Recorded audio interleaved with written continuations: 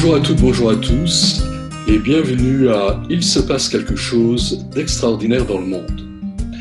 Cette émission, cette semaine, est également filmée.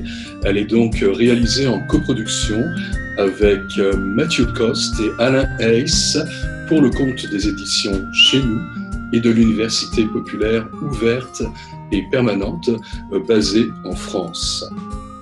La COP 23 vient de s'achever à Bonn. La COP, nous savons tous désormais, c'est ce grand rassemblement international sur le climat, sur le changement climatique, qui se tient chaque année. Alors, s'il est trop tôt pour en faire un bilan, n'oublions pas qu'à Copenhague, lors de la COP 25, qui avait été baptisée à l'époque la COP de la dernière chance, eh bien, un constat s'était imposé. Et la société civile avait compris que désormais, c'était à elle, à nous donc, d'agir. J'ai donc demandé aujourd'hui à Guillaume Durin de nous rejoindre et de venir nous parler des enjeux climatiques, mais également de justice climatique. Guillaume Durin, universitaire de formation, docteur en sciences politiques, un homme de réflexion, donc un homme d'analyse, mais également un homme qui s'est engagé sur le terrain pour faire changer les choses. Alors, ce qu'il va partager avec nous aujourd'hui n'en aura évidemment que plus d'intérêt. Guillaume Durin, bonjour et merci d'avoir accepté notre invitation aujourd'hui. Et pour celles et ceux qui nous écoutent et qui nous regardent, j'aimerais que nous fassions connaissance, si vous le permettez. Et une question me brûle les lèvres. Qu'est-ce qui amène un intellectuel au cœur de l'action ? Bonjour à toutes et bonjour à tous. Bonjour François. Écoutez, pour moi, ça a été en fait une série de faits, de phénomènes, notamment une histoire familiale qui était assez marquée en rapport avec la résistance durant l'entre-deux-guerres, et donc une grand-mère qui m'expliquait au fil du temps, juste avant qu'elle parte, ce qui s'était passé, et en même temps un engagement, comme vous le rappeliez, au sein de l'université sur des analyses, notamment l'analyse des convergences, des convergences entre défis sociaux et environnementaux mondiaux.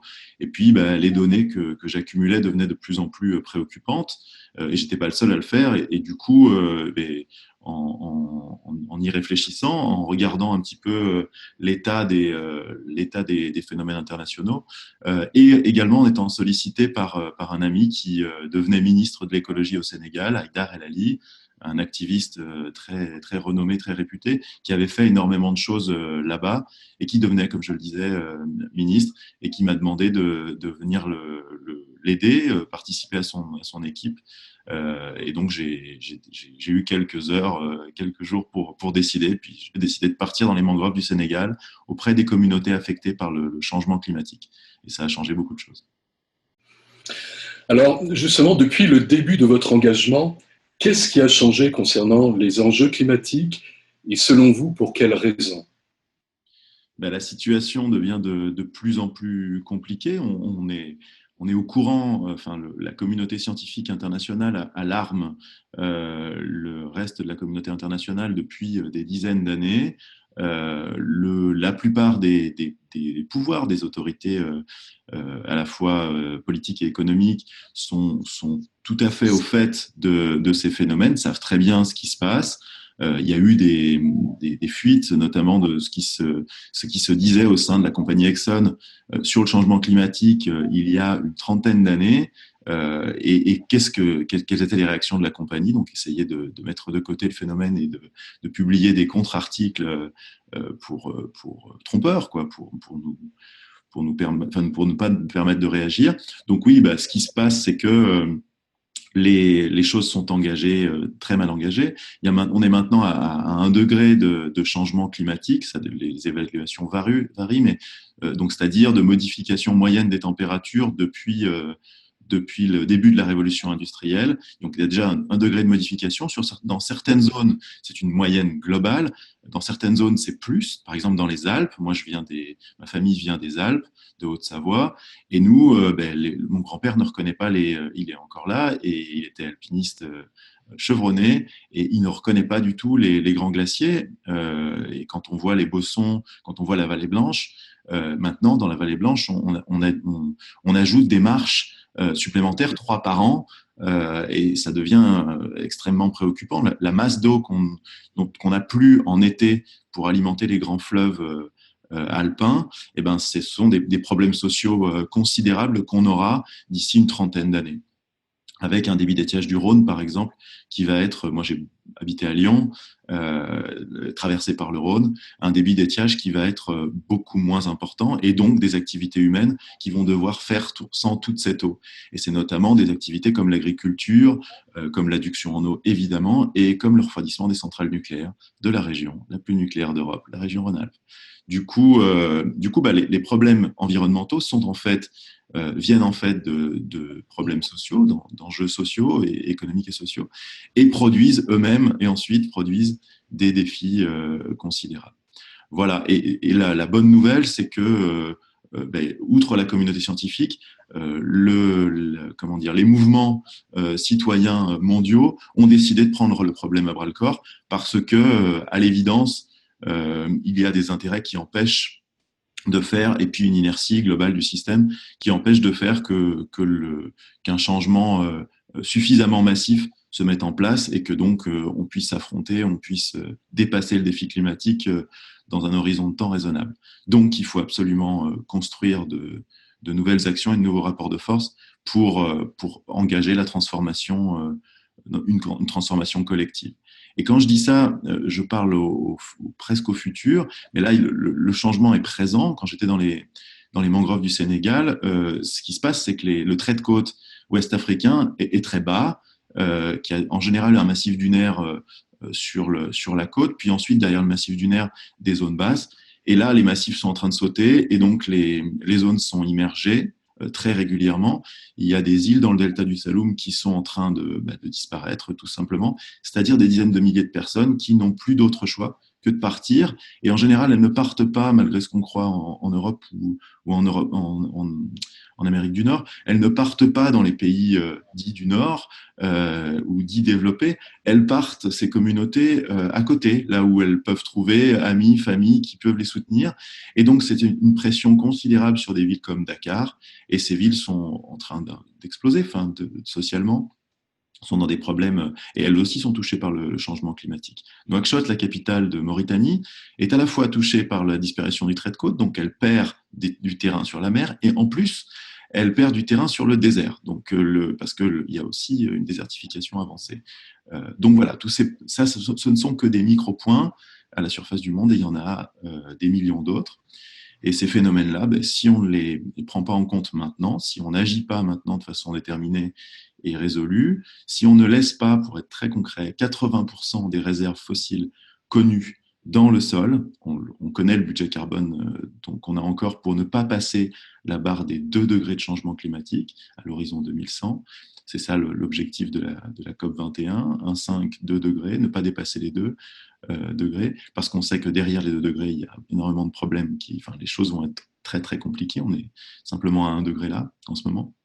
Donc voilà, l'enjeu c'est de ne pas faire ça, et pour ne pas faire ça, il ne faut pas brûler, il y a plein de choses à changer, mais notamment il ne faut pas brûler 80% des réserves connues, c'est-à-dire énormément d'argent, c'est-à-dire l'économie des énergies fossiles la plus opaque du monde, qui ne veut, elle, absolument pas bouger, ou quand elle bouge, elle le fait de façon très cosmétique et en assurant ses intérêts. Donc il faut construire ensemble un chemin de transition, et en même temps des rapports de force pour que le changement s'effectue.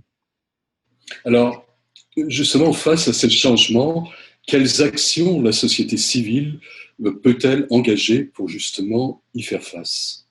Alors, les actions, elles sont déjà en cours. Tout le monde, enfin, il y a beaucoup de gens dans le monde entier qui sont acteurs de transition et parfois ils ne le savent pas, il ou elle.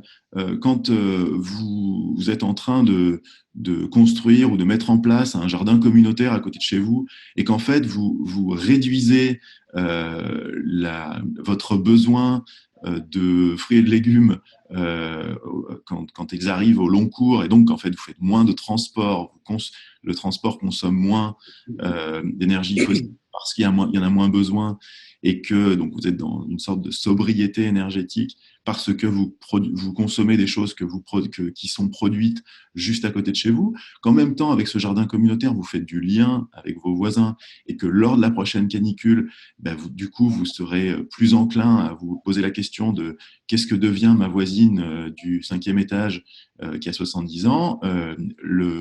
C'est aussi de la lutte contre le changement climatique, de faire du lien. Donc, un centre communautaire, par exemple, c'est aussi un outil d'adaptation au changement climatique.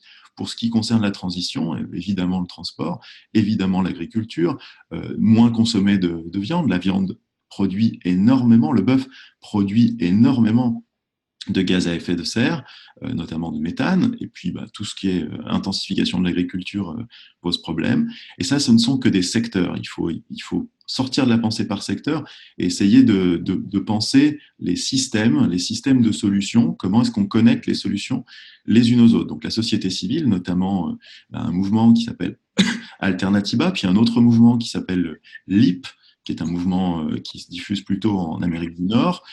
Ces deux mouvements ont choisi de partir des solutions concrètes qu'il y a tout autour de nous et de faire finalement des hubs, des moments de partage autour de ces solutions pour montrer qu'elles existent, pour montrer aussi que leur interconnexion, elle crée une nouvelle société à la fois plus juste, plus solidaire et plus soutenable. Donc ça, c'est du point de vue de l'énergie créatrice. Il y en a, l'économie sociale et solidaire fait partie aussi des solutions, il y en a énormément. Alors, côté des solutions positives, citoyennes, mais pas que, qui parfois vont plus loin, il y a des collectivités territoriales qui expérimentent plein de solutions très, très positives. Il y a aussi des solutions, des fausses solutions. On nous vend actuellement beaucoup, en France, au Canada et ailleurs, on nous vend actuellement en fait, une sorte de renouvellement des anciennes pratiques qu'on a verdi, on appelle ça du greenwashing. On nous dit que notre banque devient durable parce que la carte bleue, je pense notamment à une banque qui s'appelle le Crédit Agricole qui fait très bien ça, parce que la carte bleue, elle est biodégradable.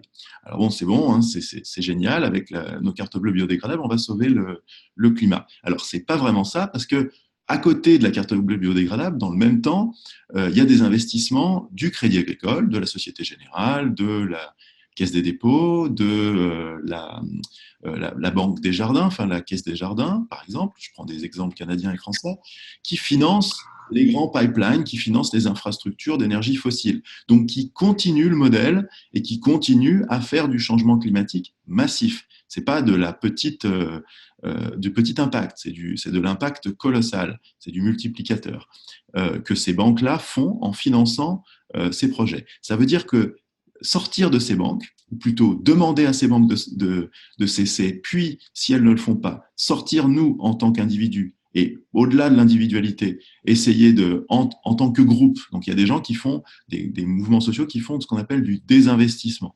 Et ça, c'est une des clés du défi climatique. Comment est-ce que nous ferons pression sur les pouvoirs économiques dominants pour faire que ces pouvoirs se transforment et acceptent la donnée clé qui est celle de préserver ensemble notre futur. Merci Guillaume. Lors de l'entretien préparatoire que nous avons eu, nous avons parlé du rôle des Premières Nations. Vous êtes français, vous êtes en Amérique du Nord actuellement, à Montréal même, au moment où nous nous parlons. Nous avons parlé des Premières Nations et du rôle grandissant, en tout cas c'est comme ça qu'on le perçoit de l'extérieur, du rôle grandissant que ces Premières Nations ont, non seulement à défendre leurs propres territoires qui sont régulièrement menacés, mais également à protéger simplement la planète, les ressources naturelles. Et j'aimerais que vous nous parliez de ce mouvement qui est un mouvement grandissant, le disais-je, mais vous les avez rencontrés récemment. Vous étiez, je crois, à Seattle, en Colombie-Britannique aussi très récemment. Parlez-nous-en donc. Ben, il y a énormément de. Alors, c'est aussi des très belles comment dire, rencontres qui est en train de se faire en ce moment. Les Premières Nations en Amérique du Nord ben, ont été colonisées, exterminées et assimilées, ou assimilées, pendant les 500 ans d'histoire qui nous séparent de ce qui a été la soi-disant découverte, mais eux, ils existaient déjà bien avant, de l'Amérique du Nord. Et du coup, ben, ces communautés, elles sont finalement en première ligne des grands changements. Elles sont aussi en première ligne de tout ce qui concerne les phénomènes de domination et d'expropriation, d'utilisation des réserves, des ressources naturelles. Il y a, vous le savez, il y a eu à Standing Rock un mouvement, donc dans le Dakota du Nord, un mouvement très fort de résistance contre un pipeline qui devait auparavant passer dans la ville, la capitale du Dakota du Nord, Bismarck, et puis les habitants de Bismarck, qui étaient plutôt blancs et plutôt inclus, qui avaient le pouvoir politique économique de peser contre la compagnie, ont décidé que ça ne passerait pas par là. Du coup, la compagnie a choisi une zone qui ne résisterait pas, selon elle. Et cette zone, c'était le territoire sous traité international conclu entre les États-Unis d'Amérique et les Sioux du Dakota, les Lakota. Et donc, ce pipeline a été construit à quelques centaines de mètres de la réserve sur un traité, encore une fois, sur un territoire sous-traité. Ce pipeline a toutes les chances de fuiter. La compagnie qui l'exploite a le record des fuites en Amérique du Nord. Et ce pipeline passe sous le Missouri, sous un fleuve, ce fleuve, le Missouri, qui alimente plus de 15 millions de personnes et qui est la seule ressource d'eau pour les Lakota de la zone. Et du coup, eh ben, ils se sont levés. Pendant 8 mois, ils ont affronté la police militarisée, les mercenaires utilisés par la compagnie, financés par des banques, parce que quand vous financez une compagnie comme celle-là et qu'elle utilise des mercenaires pour réprimer des manifestations pacifiques par la prière, c'est ce qui s'est passé. Ils ont utilisé notamment des chiens d'attaque contre des gens qui priaient sur une zone de sépulture. Ils ont également utilisé des canons à eau par des températures de moins 10 degrés. Ils ont arrêté les gens et ils les ont parqués dans des chenils sans qu'il y ait des chiens à l'intérieur, mais en faisant des selfies devant les chenils, devant les grillages. Après 500 ans de destruction de votre culture, quand vous vivez ça, qu'est-ce qui reste et donc toute cette résistance était destinée à être violente, était poussée à être violente. Elle ne l'a pas été. Elle a tenu bon pendant 8 mois de façon non violente. Et elle a envoyé un message au monde qui est un message de courage, d'espoir et d'ouverture qui est très fort. Et on est nombreux à avoir entendu cet appel, à s'être dit bah, il faut faire quelque chose. Nous-mêmes, on subit le même phénomène, à moindre degré évidemment, mais en tout cas, on partage les mêmes combats. Pour nous aussi, l'eau, c'est la vie, c'était le slogan, Water is life, Many Wichoni, de cette résistance des protecteurs de l'eau. Cette résistance s'est capillarisée. Il y en a bien d'autres partout, notamment face à d'autres pipelines. Je pense au Trans Mountain au Canada, un pipeline qui va traverser qui compte traverser la Colombie-Britannique. Et il y a des gens d'une communauté autochtone locale qui se lèvent et qui ont décidé de faire ce qu'on appelle le Tiny House Warriors Movement, ce Tiny House Movement est en fait basé sur construire des maisons parce qu'il y a une crise de l'immobilier dans les réserves très forte pour plein de raisons, parce que les banques n'accordent pas de crédit aux autochtones dans les réserves, et puis plein d'autres, il y a des problèmes sociaux très graves, et du coup construire des petites maisons pour résister contre le pipeline et en même temps fournir de quoi vivre à des gens qui en ont besoin. Ce mouvement-là, il est très fort, il existe aussi sur Lime Tree, donc un autre pipeline ligne 3 dans le Minnesota, donc à Minneapolis et à côté, Il y a une résistance qui s'est organisée.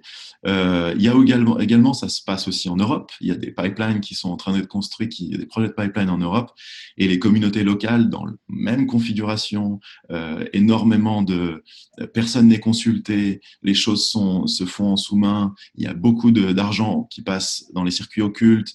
La démocratie n'est pas respectée, puis les enjeux environnementaux sont très graves, et les enjeux sociaux qui vont avec. Donc là, par exemple, le TAP, le Trans-Adriatic Pipeline, va peut-être passer d'Azerbaïdjan jusqu'en Italie. Et là, les communautés locales italiennes essayent de lutter. Elles disent non. Elles luttent pour la survie de leur modèle, qui était celui des oliviers, la civilisation des oliviers. Et elles luttent pour leurs oliviers, en fait, pour pouvoir vivre de leur travail de la terre. C'est ce qui se passe donc en Italie. Ça se passe aussi en Amérique du Nord. Alors, il y a des bonnes nouvelles. Par exemple, les Québécois ont fait un travail énorme avec les Premières Nations pour lutter contre un pipeline qui s'appelle Energy East. Et ce pipeline a été abandonné. Suite à la pression citoyenne, ce pipeline n'est plus. Et ça, c'est une victoire incroyable. Les Québécois montrent le chemin comme beaucoup d'autres ailleurs. Excellent. Excellent. Merci beaucoup, Guillaume. Certains disent que nous avons 20 ans pour changer le monde. D'autres parlent de 10 ans seulement. Certains, comme les collapsologues, sont encore plus réservés. Mais tout va, semble-t-il, bouger encore plus rapidement. Alors, comment voyez-vous le monde d'ici 5 ans et vous-même? Où vous voyez-vous? Et en fait, l'horizon temporel que je m'attribue du point de vue du combat climatique, puis en fait on est nombreux à le penser, c'est plutôt un horizon de 10 ans. Donc si d'ici 10 ans, au cours des 10 prochaines années, pardon, on n'a pas changé l'équation, on va se retrouver avec encore une fois des effets d'emballement climatique qui feront que la machine climatique ne sera plus contrôlable et que les conditions de vie sur Terre seront remises en cause pour nous, hein, les êtres humains, parce que le reste des écosystèmes et de la biosphère va évidemment souffrir, va être très fortement impacté, mais une partie de la vie sur Terre va rester. Nous, simplement, on sera dans des problèmes incommensurables. Et évidemment, il y aura énormément de conflictualités qui vont naître de ça. Ce sur quoi on est, c'est que il faut des effets d'impact très, très forts. Il faut une pensée qui soit une vision du monde qui se forge dans l'action. Donc, on se met en action ensemble. On a l'impression de ne pouvoir rien faire actuellement, mais c'est en agissant sur des victoires progressives, sur des combats de plus en plus importants, mais qui commencent par la solidarité du quotidien, puis ensuite le lien entre différentes localités, puis attaquer des problèmes plus lourds ensemble, on voit qu'on peut y arriver en fait. C'est très clair. Il y a des stratégies qui sont gagnantes. Les stratégies du lien, elles sont gagnantes. Les stratégies de la construction des alternatives, elle est gagnante. La stratégie du désinvestissement, elle est gagnante aussi. Il y a des grandes banques qui sortent sous la pression, sortent des énergies fossiles en ce moment même. Du coup, moi, comment est-ce que je vois mon futur? Je le vois dans la joie de l'action. J'en suis vraiment convaincu. Je vois aussi, je me dis aussi qu'il va falloir bouger, sortir de nos petits cercles, donc aller, nos cercles sociaux restreints, aller voir d'autres, des gens qui, dans les communautés religieuses, par exemple, se lèvent eux aussi pour défendre nos biens communs, des gens qui, ailleurs ou à côté de chez nous, mais à qui on ne parle pas, ont une partie de la solution. Si nos mains se rejoignent, très souvent, on crée des choses qu'on n'envisageait pas. Évidemment, il faudra énormément de formation collective. Donc, ça, c'est un autre défi, celui de s'éduquer ensemble. Sortir aussi des logiques de domination, parce que finalement, ces combats, ils sont intersectionnels, c'est-à-dire qu'ils se rejoignent les uns les autres. Le combat pour le changement climatique doit aller avec un combat contre les discriminations, notamment contre le sexisme, contre les discriminations envers les communautés LGBT, par exemple, contre les discriminations envers les communautés issues aux États-Unis d'Afrique, donc les Afro-Américains, contre les discriminations contre les autochtones, envers les autochtones. Ces combats-là, ils s'alimentent en fait, et quand on arrive à les dépasser les uns après les autres, si possible en même temps, eh ben on crée des possibles, on ouvre des fenêtres, et ça change tout, vraiment tout. Quand je dis très concrètement, quand on fait une action de désobéissance civile dans une banque et que vous êtes à côté, on l'a fait récemment dans la Caisse des Jardins il y a quelques semaines, et que vous êtes avec des gens comme Taika Raymonds et d'autres qui sont issus des communautés autochtones locales, eh ben vous avez une force que vous ne pouviez pas avoir avant, et un espoir qui change tout. Du coup, voilà, je pense que le futur immédiat, il est dans la rencontre avec les autres, il est dans la décolonisation de nos pratiques de solidarité et dans l'action concrète, à la fois locale et en connexion. C'est un peu ça le chemin qu'on peut se tracer ensemble. Excellent. Merci infiniment, Guillaume Durin. Alors, que dire aux climato-sceptiques quand même l'administration américaine, celle qui est en place actuellement, vient d'autoriser la diffusion publique d'un rapport, un rapport très récent, qui met en évidence et qui confirme donc l'impact déterminant des activités humaines dans l'accélération du réchauffement climatique.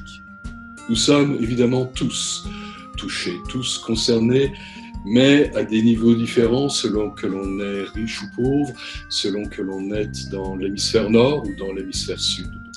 Ce que nous pouvons retenir aujourd'hui dans cette lutte contre le réchauffement climatique et pour une vraie transition énergétique, eh bien, c'est l'importance de la mobilisation de tous et chacun, l'importance du lien social, du lien solidaire pour corriger nos erreurs, mais également pour permettre l'avènement d'un monde plus juste, d'un monde meilleur, d'un monde plus inclusif, car nous le méritons. C'était Il se passe quelque chose d'extraordinaire dans le monde, et je vous retrouverai avec plaisir la semaine prochaine. Bonne semaine à vous.